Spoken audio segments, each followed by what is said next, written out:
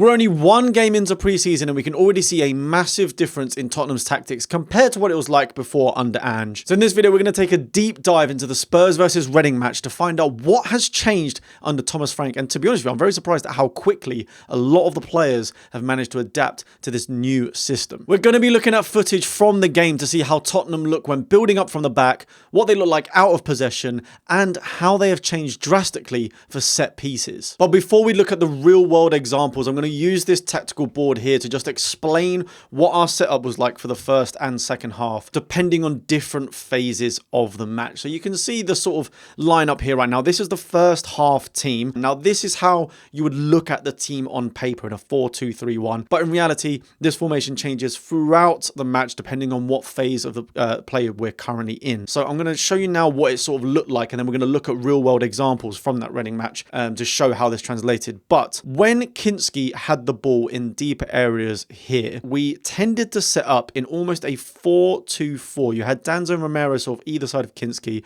when he was on the ball. Let's just give him the ball so that you can clearly see. There you go. Kinski on the ball. Porro and Udogie would actually be out wide.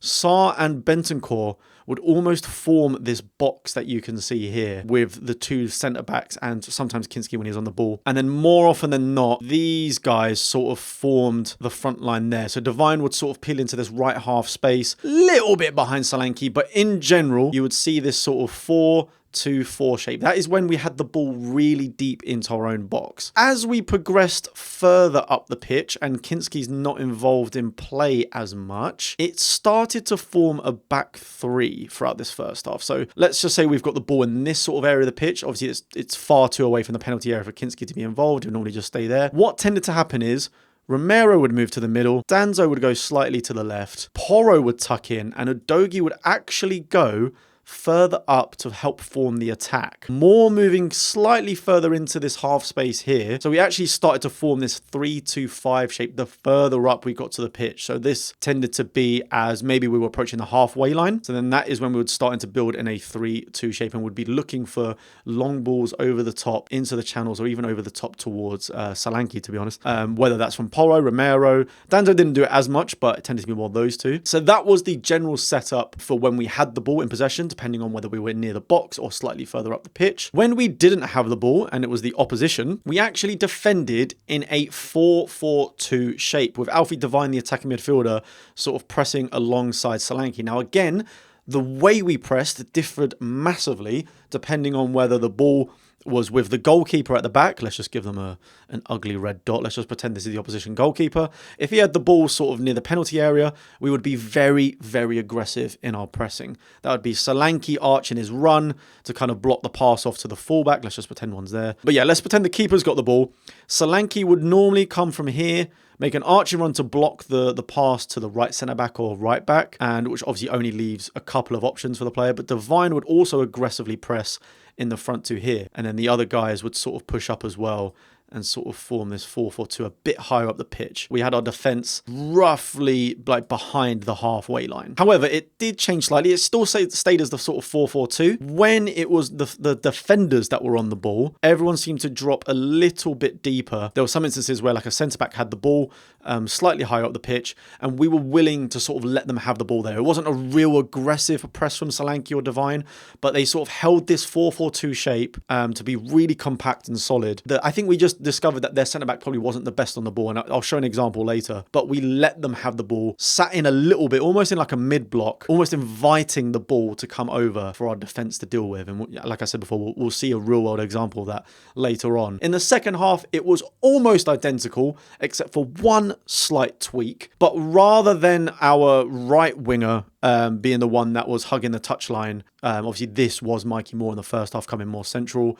This was Udogie coming up here like this. Instead of that, we almost swapped it around. The second half, when we were sort of pressing up in this 3-2-5 formation, it was obviously Spence was the one that was being more attacking. The right back was being more attacking, not the left back in Udogie. Vuskovic moved across. Van de Ven went to the middle. Davis was the one that sort of tucked in to form this back three. Bergvall, Basuma, the double pivot sort of stayed as it was. And this time round, Son was the one that actually was the sort of more quote-unquote touchline winger in this scenario. Kudus actually tucked in more centrally, and you sort of had Lancashire and Donnelly sort of forming that that front two there. So in general, when we were attacking on the ball higher up the pitch, I should put the ball, let's just say again, Van der Ven, or actually a lot of the times it was Vuskovic was on the ball, slightly higher up the pitch to a point where Vicario wasn't involved in the build-up. This is what it looked like for the most part. It obviously changed throughout the game, but that was the slight difference. That is the general setup. It's just me waffling and talking. You're thinking, yeah, anyone could just say this, but let's move over and have a look at some real world examples of this happening in the Reading match. Here we are. And if I look down, don't mind me, that's because I've got my iPad down here with the screen that you can see on here. I'm going to break this down into 3 sections, well, 4 technically. I'm going to start with how we were building up, showing what we were saying before, what we were like when we were counter pressing as the second section, how we improved massively on set pieces as the third section, and then in the fourth, we're touching on a little few moments where we could have improved and could have scored more than 2 goals, actually. We're going to start early on here. So in this sort of scenario, Danzo's on the ball. Notice that Porro is quite far out wide. So is Destiny Udogie. Sorry for these terrible balls here. And what I want you to notice, and this popped up a lot throughout the matches, when we sort of started in this 4-2-4 build-up shape, these guys would form a box with each other a lot. Sarr and Bentancur came in towards Romero and Danzo and formed this box to be able to pass around, because you can see how high pressing the Reading team actually is, which, you know, I was quite surprised at for the most part. But 1, 2, 3, 4, 5 players pressing quite high up on the pitch. With Spurs and sort of building up, you just always want to outnumber the opposition. So a lot of the times we would form this box and you would see a lot of combinations between Danzo, Bentancur, Sarr, Romero, whilst Udogie and Porro form the width. So if we move on slightly as well, we've got Bentancur sort of picking up in the middle. Acres of space of Destiny Udogie down the bottom there to collect the ball, which he did. And then this is when we started our attack. You see all 4 Reading players there right in the middle. 1, 2, 3, 4, all occupied by the 4 sort of central midfielders and defenders. There's so much space out wide for Destiny Udogie. So he ends up collecting the ball and drives forward. As he's marauding forward, you can't see it in the screenshot, but Porro does tuck in to form this back 3 that I was talking about.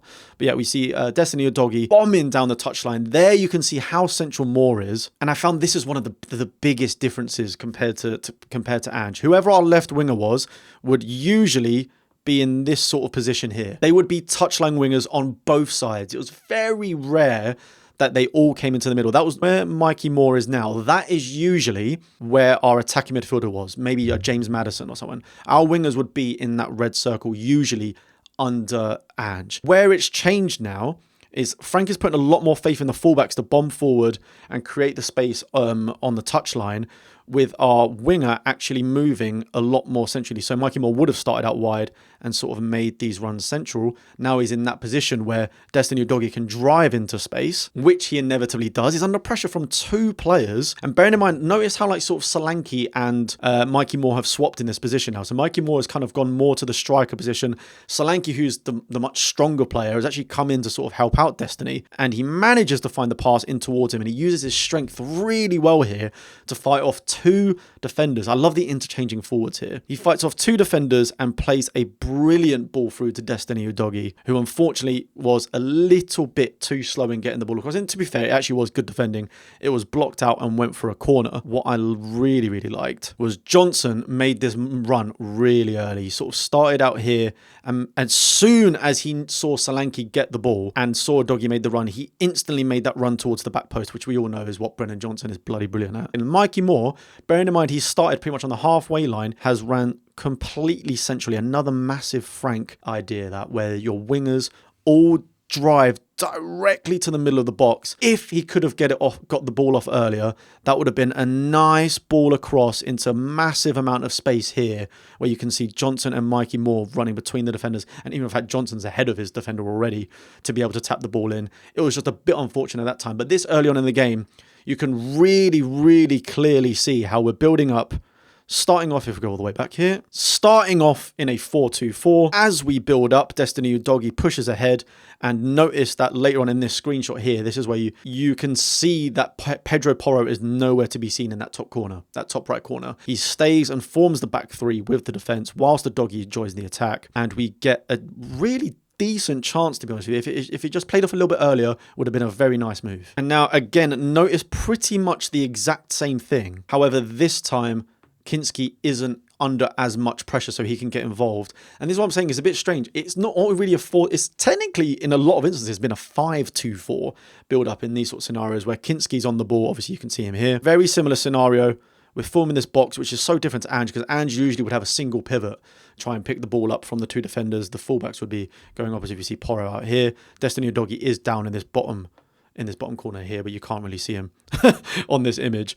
But I like that Kinski's sort of forming this, I guess what you call it, like a pentagon shape to sort of help. And because he's so trusted on the ball that they can knock the ball about between these guys here whilst the fullbacks keep the width. This is obviously deeper in the pitch in our third. He plays a calm through ball in towards Bentancur. Bentancur manages to play a nice little ball out wide to Udogie again. And already we can start seeing this 3-2-5 formation coming in. So Pedro Porro is up at the top here, and he does, as this play goes on, slowly drift a little bit more centrally. You've got your 2 in the middle here, and then you've got Destiny Udogie bombing down the left-hand side, Mikey Moore sort of running on the inside channel, Solanke running ahead there. You've got Alfie Devine running in that half space there, Brennan Johnson there, forming that sort of 3-2-5 shape the further up the pitch that we get. Mikey Moore holds the run, sort of stays in the middle of the defenders. A lot of them don't know which one to sort of go and press. But in this instance, you can see that Destiny Udogie plays a lovely through ball this way towards Solanke, and again creating another good chance for Spurs on the attack. And this is only 6.5 minutes into the match, really. Look, he's already through in between the defenders. I think this is a situation where we could improve. I think for me, when we look at this earlier move here, I think Moore, Devine, and even Johnson to an extent should have moved a lot quicker.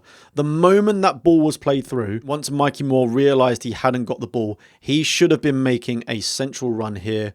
I think Devine should have been a little bit quicker there, and obviously Johnson, although that space should have gone a lot more central. I think they were just a little bit too slow into joining the attack, because look, they've only started moving really late. You can see at the back post there, they slowed down a bit too much, which means by the time that Solanke is in this position, no one is in the centre of the box. Look at that empty space in the centre there. I think that's something Frank would have picked up on that they need to improve on, because as we saw in our videos on how his team plays before, you have to get your bodies in the centre of the penalty box to score these tap-ins in these transitional moments. We didn't do that quite well enough, so he put the ball across, and unfortunately, everyone's just that little bit too late, and the defender gets it and clears. This is a perfect example of the 3-2-5, and you can see it so clearly. Romero is sitting on the ball, waiting for the Reading players to come towards him so that he can create a long ball over and start an attack. 2 Reading players are in absolute no man's land here. They're not helping out pressing the ball. They're not keeping an eye out on where our left back has gone. Mikey Moore has occupied this defender right here, which I believe is their right back. Romero is just waiting for that opportunity to be able to play a ball through. Lo and behold, he plays a ball over to Destiny Udogie in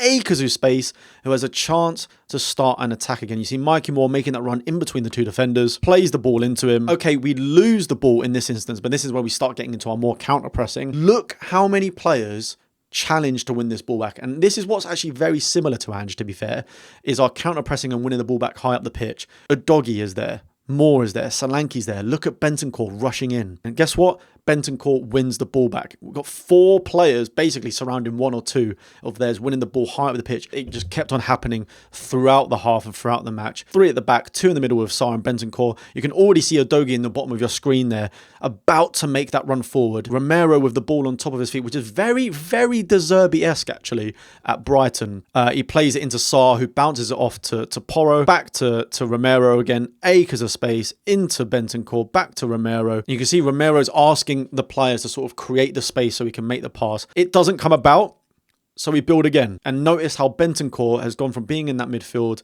and slotting in to form this back 4, because Udogie is already in that bottom left-hand corner, too far away to help out with the defence. We've got pushed all the way back because we couldn't find an opening, and instead we've got these 4 forming this box at the back, like I said, and Danzo's the one that's holding the width in this sort of Udogie position, and then Porro's held his width as well, because they all believe that Kinski's got in his locker to find a long ball over if it was needed. Kinski manages to play it back to Bentancur. This time round, he plays it out to Porro, and we're always looking for openings. We tried it on this right-hand side with Sarr and Devine, I believe. Did we lose the ball in this instance and they got played forward? Either way, it worked its way back to Romero in this instance. But this is what I like to see about, and talking about the intelligence of Bentancur in this situation. Bentancur saw there was a massive gap, and with this again, where it's different under Ange, we sort of it was always just the back two centre-backs, Romero and Van der Ven, were the ones that were sort of building up. We start this back four again and rebuild. This time around, Bentancur spots the opening in this centre-back position and plays a lovely ball over to Destiny Udogie, and we go again. Plays it into Mikey Moore, tries to knock it back to Destiny Udogie. Unfortunately, Reading players pick up the ball, but again, they hound, win the ball back. Again, Destiny Udogie there. Mikey Moore now has it, shimmers away, and we're building out again and going through the back. And now look, you can see that back three forming yet again. It's fluid. It depends on where we are on the pitch. The formation changes from a 4 to a 3, back to a 4 again, maybe back to a 5 when you're involving Kinski in the play. And this whole sequence, bear in mind, has gone on for ages now, and we're almost back to square one. Romero has the ball again. This time, he finds the long ball over the top. Reading have committed players forward, and Brennan Johnson is on the break. I like this sequence a lot. I think, annoyingly, Brennan Johnson couldn't beat his man. I think his touch wasn't too good. This is where maybe a Kudus comes in this scenario and potentially does better. We still have the ball, plays it into Alfie Devine, who manages to get past his defender. Solanke's waiting in the middle. And unfortunately, the ball in, it wasn't the best. I mean, the defenders had it covered, but I just like how we started in a 3-2. It didn't work out. We got pushed back to Kinski. It formed a 4. Bentancur filled in and formed that 4 as well. Bentancur saw the long ball over to Destiny Udogie. It worked its way back to Romero, and we're back to a back 3 again. And Romero sees a beautiful pass over to Johnson to start yet another attack. Under Ange, it was a lot more about building up, really short passing, really short passing, and building up quickly. This is more about being in the right positions, waiting for that opening, and playing a killer long pass to open up teams that press us. In this same scenario, the ball comes back out again, and I think Johnson is able to win a free kick sort of towards on the edge of the pitch. But yeah, I think that whole sort of situation, that last minute and a half or so of football, really showed how we're setting up and creating attacks under Frank. Now we're going to very briefly look into the real world examples of how we were sort of pressing the teams and counter pressing. I think this is a very good example early on, 3 minutes into the match, of this sort of 4-2-4 that I was talking about. Let me move myself bottom left so you can actually see this a little bit better actually. As you can see, the ball is with the goalkeeper, and this is what I was saying earlier about how we were a lot more aggressive in our press when the goalkeeper had the ball. You can see Solanke was sort of making this little arching run. Sorry if you can hear my dog outside, just barking. To kind of cut off one of the centre-backs. You had Alfie Devine, our attacking mid, pushing forward, trying to cut off one of the other ones, basically trying to force a long ball. You can see Brennan Johnson already got an eye on moving a little bit out this way. Moore's looking inwards, but you can see his body language is pointing him towards this direction. Your Bentancur and Sarr were sort of in this middle position here, forming that 4-4-2. We saw the fullbacks were pushing high up the pitch.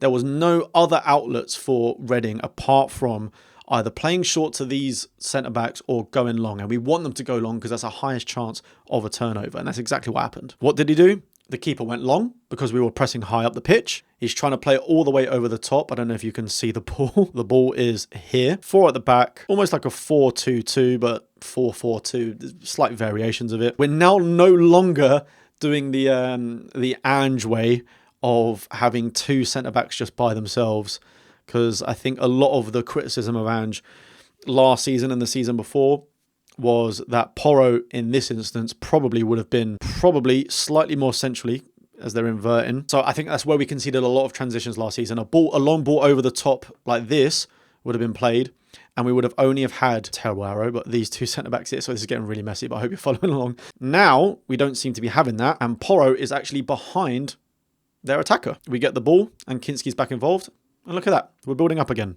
Here's another example, again, only pretty much 4 minutes into the match, where we've got the ball at the back, we're trying to play it forward. Alfie Devine is about to collect the ball here. He's playing with Johnson on the right-hand side. Now, Johnson tries to play it back into Devine in the, you can kind of see him sort of about to make this little run into the middle. Unfortunately, the defender picks it up, or the midfielder picks it up from their team, and plays it back to their defender. But what I love is Devine's work rate here is bloody phenomenal. He is hounding him down. He's gone back to the centre-back here.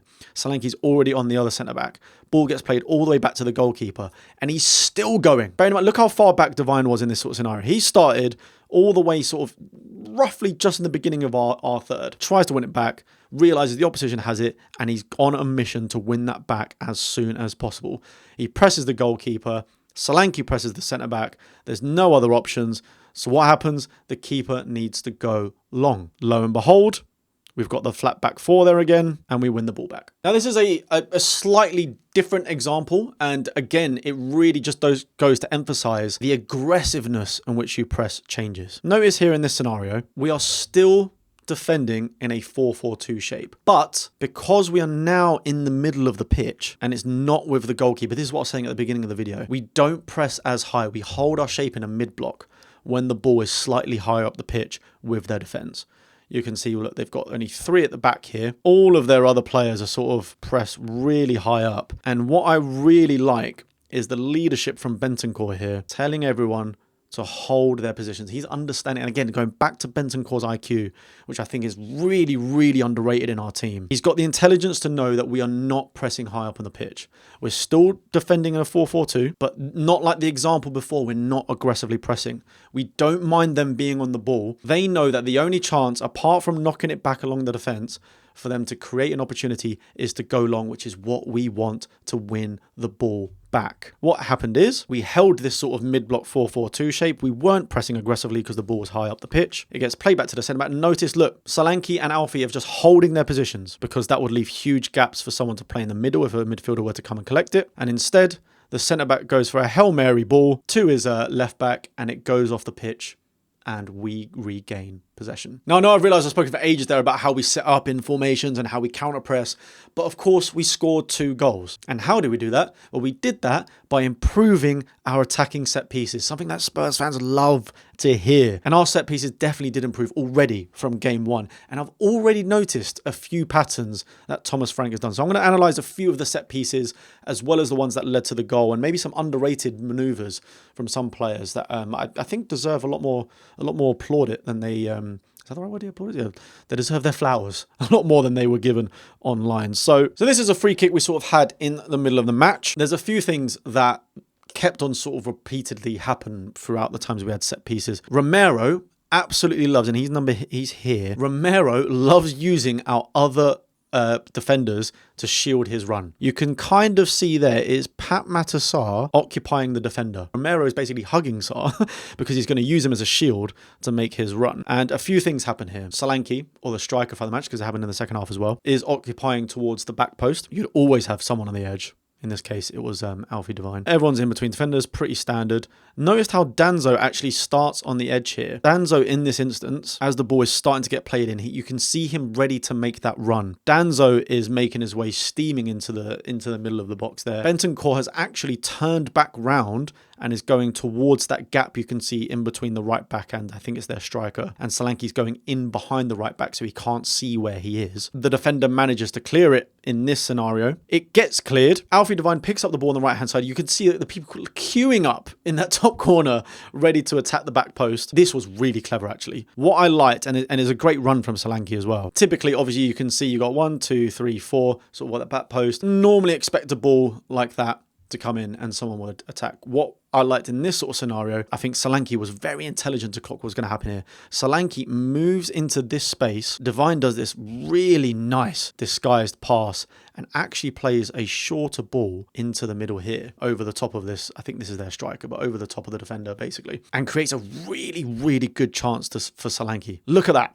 In space, right by the 6-yard box, in an area I think he could do better in. He is stretching for it, but intelligence is the big word I'm using a lot in this. The IQ from the players to run into the right positions has been really, really good in this game, despite not scoring in the first half. Now we're going to be looking at some patterns from corners, which I've noticed we were sort of doing very similar things. We did switch up every now and again. 1, 2, 3, 4, 5. All at the back post. Romero waiting in the middle. Sarr actually walks towards the front post here, dragging one of the defenders away. But notice what they all do. As the ball's getting played in, 1, 2, 3, 4, all sprinting towards the front post. Romero disguises a move towards the front post as well, but you can see he's already put on the brakes to then eventually move towards the back. You can see about 4 or 5 Spurs players there attacking the front of the 6-yard box, so to speak. And you've got Romero and I think that's Solanke. The screenshot is awful. We would have either tried to head it towards goal or maybe had a knock on towards the back post. In this instance, it doesn't happen. It hits the defender and it falls to Sarr. We have a really good opportunity to score again and just post. Unfortunately, I think, no offense to Sarr, but if it was falling to anyone else like a Solanke or a Johnson, I think we probably would have had a goal here, but it was a really good save. This is just the same corner from a different angle. You can see them all sort of starting towards the back post. They sprint forward. Solanke is the only one that actually hangs back, to be fair, which is good because now the defender next to him, again, the number 9, who I assume is their attacker, their striker, but their defender, quote unquote, doesn't know where he is. Look, Romero's in acres of space there. That is a prime example as where if we won the header at the front post there, that ball could get flicked on for a tap-in or another header for Romero. And that is exactly how we got our goal later on. And this was repeating throughout the match. Bergvall starts in the middle, makes a run to the front post. Who else is there? Basuma, I think, started towards the back, made a run towards the front post. Van der Ven, occupying, defenders in the middle, sort of goes into this sort of central area. Lancashire doing the same thing that Solanke and that Romero did earlier on, made a run to the back post. Disguised it, looked like he was going to get involved in the middle, makes a run to the back post. Vuskovic was doing the Danzo role. You know how we said earlier that Danzo started out here and moved inwards? Well, that's exactly what Vuskovic did. Made a great run into this space here where he's got no defenders to tassel with because they've all started deeper into the box. And I think we all know what happened here. And by the way, what a monster of a centre-back for an 18-year-old. He's absolutely brilliant in the air here. Look, you can see it, pretty much everyone occupying that sort of central to front areas. Lancashire has been, and I think this is the player that I was saying has been so underrated in this match and wasn't really talked about much online. And to be fair, he's following instruction. He's following instruction from Frank and the team because Solanke was making the exact same runs in the first half for all of the set pieces, but really, really, really clever for one of our main strikers to get in behind the defenders here in this space that we've got to attack the ball. The ball's coming over. Vuskovic, so strong, wins the header, flicks it to the back post. Lancashire can see along the line. He knows he's onside. The defender's got no clue where he is, and then he heads it straight into the goal. Intelligence, making the right runs at the right time, gets us the opportunities, gets us the goals. There are a few things we needed to tweak, but that was a prime example of how we've already improved massively in set pieces. I think this is just, again, another example from a different angle. All started towards the back post. You know what? I think I've just bamboozled myself, you know. And this just goes to show how important patterns are. And you're already clocking patterns. This is a different corner. This is for the second goal. It's the same movements, the same patterns. And I didn't even clock it myself. That's how well this has been drilled into them already. This is the second goal. Corner from the same area again. Players starting towards the back in the middle, running to the front post, because you can see it here. Kudus has whipped the ball in, I believe. I know where the ball is. Where is it? The ball's there. Exact same movements. Vuskovic started, ended up there. Van der Ven's occupying a defender in the middle. Lancashire needs his flowers because the runs that he did for these corners were phenomenal. He started in the middle, peeled around to the back post, used their number 9 as a screen to get in towards the back post. Bergvall made the exact same run from centre to the middle here. Now, in this scenario, it actually fell towards the back post. You can see the defender's about to clear it here. But because Donnelly's waiting on the edge of the area, he picks up the ball. Donnelly in this scenario whips the ball back into the box, which is cleared yet again. Spence now wins the header back forward. Kudus ends up with. Now, this is a scenario where I'm glad it paid off. We got the goal. You'll see in a second. But again, Lancashire's intelligence and runs were really, really, really impressive this game. There was ample opportunity for Kudus to just play a low ball across into the middle, and it would have been a very easy tap-in for Lancashire to the goal. You can see he's demanding it. That's not what happened. And yet we saw a banger instead. But I think that's something that Frank might point out, is that he had a very, very clear opportunity to get an easy tap in for their attacker. Don't mind my dog. It's for our attacker, sorry. Instead, Kudus pulls it back. And look at who's coming in. Vuskovic on this left-hand side, an absolute unit of a centre-back, takes this shot like he's Harry Kane. Right in the middle. Look at that form. You would not have thought he's a right-footed centre-back, an 18-year-old centre-back. But again, I just really want to reiterate, I think Lancashire was doing all the right things. He's in open space at the back post, because this might not have gone in. Obviously, we know in the end it did go in the bottom corner. There is a brilliant effort from Vuskovic and a well-deserved goal. He's phenomenal the first 8 minutes of the second half. But I like that Lancashire is ready to pounce, because this could have easily been parried out by the goalkeeper, and he's still there for a tap-in. He's in the right areas at the right time, and that's all you could ask for your strikers. And yeah, like I said, it was a phenomenal finish, so it worked out in the end. But I really do think the fact that Frank reiterates creating the highest XG chances and best chances possible. I think there is a case to be made that Kudus probably could have made that ball across quicker and on the ground, and it would have been such a simple tap in.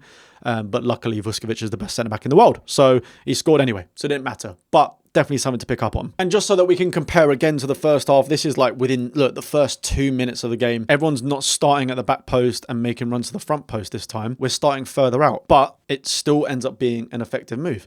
Romero, as we said before, loves using our own players as a shield, which I think is brilliant, disguising his run. He's using Bentancur as a shield this time. Solanke here taking on 2 centre-backs to try and make his run towards the back post in this case. Danzo starting out wide again, and something I think Vuskovic will be great at. Makes a darting run towards the front post.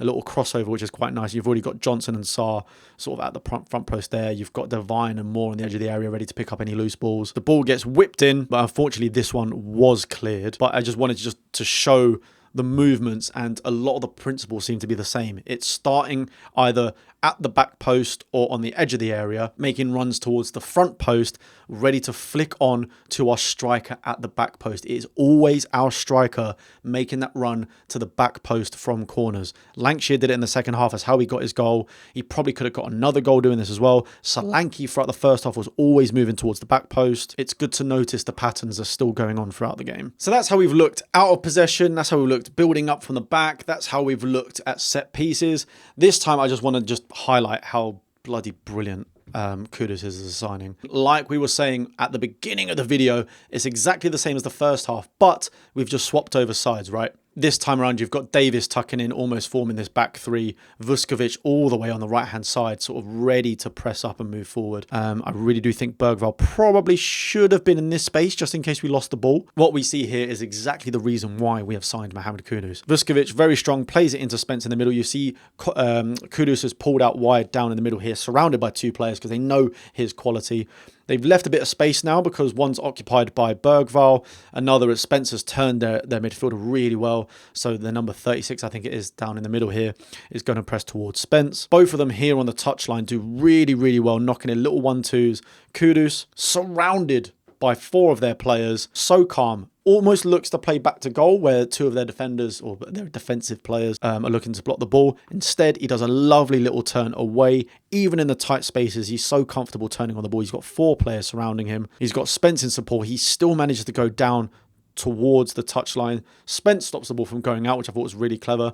I like that Lancashire here is getting ready to make that run forward because he knows what his teammate's about to do. Kudus, with an amazing bit of pace, has just gotten away from 5 Reading players, all really tight to this touchline, and we are on a quick break. And look who is ready to pounce. Already eyeing that central run, which Frank is talking about, is so key. Sonny all the way at the top, already looking for that central run.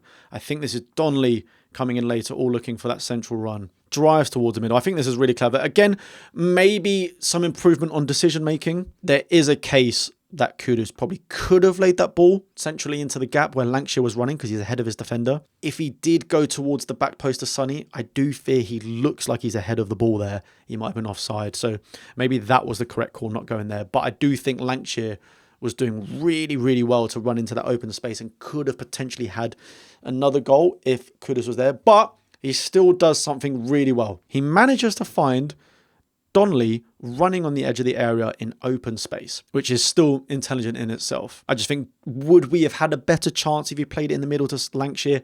Probably, but I liked that he was able to create from this amazing bit of skill that he did almost in the right back, right mid position, which is quite insane. Now, this shot was deflected and ended up going out for a corner, but again, another amazing attack. This is just another thing as well, just how amazing the players' runs were. You've got Davis on the ball, ready to play it into Basuma in the middle. See Spence in the bottom right there, already asking for the ball in that bottom corner. Now, this is a scenario where I think we could have improved. Basuma plays a long ball over, which is, again, something we would not have done under Ange. Kudus is making a nice central run. You can see there. You can see Lancashire just trying to get back on side. But the ball is played over towards Spence at the back post. Okay, it didn't get there. The defender does win the ball here. But what I do like is, one, Kudus has made that central run. He's by himself here. You've got Lancashire ready to run into this space as well. You've got Donnelly ready to run into this space. Spence is really intelligent in this situation where he realizes that the keeper's not close enough that he can probably collect the ball from a header or a chested pass. The defender is trying to control it here, and he doesn't control it well. Excuse that voice break. So Spence reads that and drives towards the goalkeeper because that's the direction that the ball's going in. And he wins the loose ball. Fantastic. Now, this is where I had a slight issue and where I think Frank will agree we need to improve on. Got quite a tight angle, but definitely a very tight angle for this near post where he ends up going. I think in this scenario, if you were going to shoot, you probably would have to go left-footed maybe into the corner. Very hard to do. He's a right-footed right back. To adjust his body like that, it might not have worked. However, the easiest thing to do in this scenario is look at your teammates. Kudus, behind the defender by himself, is making this central run to the edge of the 6-yard box for the easiest tap-in you will ever see. All right, Lancashire is screaming at him to cut it back in this sort of scenario because obviously this defender here is now occupied by Kudus and is only keeping an eye on him, so he's probably going to run in that direction as well. So Lancashire is screaming for it, but I don't think Lancashire was the call here. I think Spence has to, in this scenario, play the simplest of balls across to Kudus here. Easy tap-in, easy goal. Unfortunately, I think Spence makes the wrong decision and he tries to go for goal. Look, he's shooting at the near post. Look how closed off that angle is. The chances of you, one, scoring near post, which is where he tried to go, next to zero unless you're finding top right corner somehow, or you've got to go bottom left, which again, when you're going across goal like that is very difficult. The easiest thing in the world he could have done here was just play it across to Kudus to tap in, but unfortunately doesn't, and you can see they're all fuming. So I think there's a few bits of decision making we didn't do well. He was brilliant at winning the ball in that scenario from a long ball over from Basuma. Unfortunately, just didn't make the right decision in the end. It could have easily been 3-0. And there was only one other scenario where I think we struggled and need to improve on, and that is defending set pieces. This was early on in the game, but this was the closest that Reading came to scoring a goal. One thing to note, this number 15, I believe it is not being marked by anyone. Mikey Moore is already occupied by a defender. The ball gets whipped across. Mikey Moore now having to handle two attacking players doesn't work out, and he's not the strongest. I think that is that Destiny or Doggy. Destiny or Doggy, yeah, number 13. Again, is not aware of who is behind him. So number 15 has a free header in the box. It wasn't a great header. It loops upwards, but this is where we maybe have an issue with both of our keepers. I think Kinski was brilliant with the ball at his feet, but what him and Vicario, I think, aren't great at is collecting the ball in the air. The ball loops up in the air after this header, surrounded by maybe 4 or 5 players from both teams. For some reason, Kinski tries to go up and punch this ball, but Danzo's already going up for it, and Kinski basically ends up punching Danzo in the head. So now Kinski's in no man's land. The ball's gone backwards. I can't remember if their attacker got a head onto this, but Porro luckily was at the back post and was able to head this clear. But that's just one thing we had to be wary on. We were only 9.5 minutes into the match and we were already sleeping with who was at the back post. Mikey Moore covering 2 attacking players, not a good idea. So yeah, that was their one and only really dangerous attack, which just came from a bit of sloppy defending from a set piece. I hope you enjoyed this breakdown of the Spurs-Reading preseason match to see really the patterns and the plays already in the first game under Thomas Frank. You can already see the ideologies coming through. We're not going to play the exact same every game. He's going to mix and match the team to see who does best in what positions. There was definitely a few things you saw there that we could improve on, but all in all, it looked like the players were really executing Thomas Frank's plans to a T. And even though we didn't score in that first half, I was very impressed at how well we were attacking set pieces and how well we were building up, changing from a 3-2-5 to a 4-2-4, depending on where we were on the pitch. I liked that a lot. And I also liked that they knew when to press. Granted, it's against a League One opposition. It's not the best in the world, but I really, really, really do like the fact that we're already getting Frank's ideas across. It's exciting times. Look, there's definitely things to improve on, but this was really exciting and really promising. I think we just definitely need someone like a Morgan Gibbs-White would be amazing in that Alfie Devine Donnelly role that was being played out yesterday. And I think we definitely need a deep-lying playmaker to sort of play alongside your Bentancur or Sarr or Bergvall. Bentancur really, really impressed me yesterday, actually. Because at the moment, all of the pressure is on Porro and Romero making those long passes. I think if you've got a midfielder that can do it as well, solid. I know this has been a long video. It's a massive deep dive into Thomas Frank and his tactics at Spurs, but if you like these sort of videos, please share, subscribe, comment, let me know what you think. And if you want to see me do this again for Luton, that I think is next week. I've also got a video talking about what defensive midfielders we should be buying. That will be coming out very soon. I looked into data to work out who's the best option. Like and subscribe. See you guys next time. Peace.